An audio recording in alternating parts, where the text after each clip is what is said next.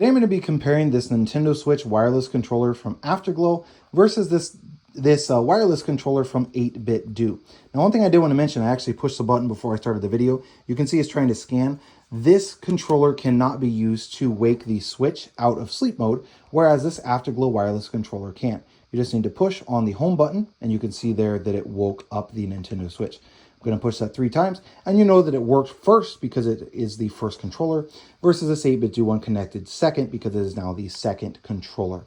A couple of things about the 8Bitdo versus the Afterglow. The 8Bitdo does not have the Joy-Cons in the same spot, which is a pretty serious downside. And of course, not being able to wake up the Switch out of sleep mode is another downside of this 8Bitdo controller.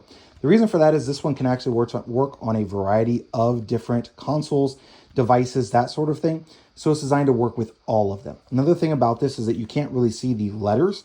It is on here, but it's in really dark black, so you're not really able to see that on this 8Bitdo wireless controller, whereas you can easily see it on this Afterglow controller as it's just kind of embossed into the buttons themselves rather than just next to it. Of course, another big upside to the Afterglow wireless controller is the glow. You can adjust that by pushing this function button right down here by the joystick, and then by pushing this, you can change the color.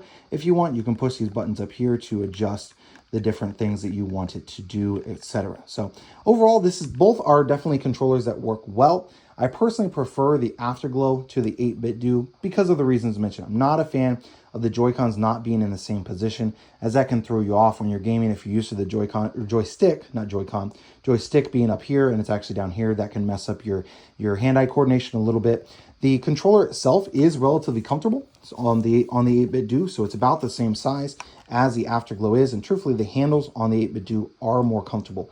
But those few downsides to me make the Afterglow a better choice. Durability-wise, the 8Bitdo actually beats out the Afterglow simply because of the type of plastic the Afterglow is made of. So it's see-through, you can see all the electronics, etc. So this hard plastic can break a little bit easier than the 8Bitdo one can. However, unless you're throwing this regularly across the room, into a wall, that sort of thing, you shouldn't have to worry too much about the Afterglow controller breaking on you.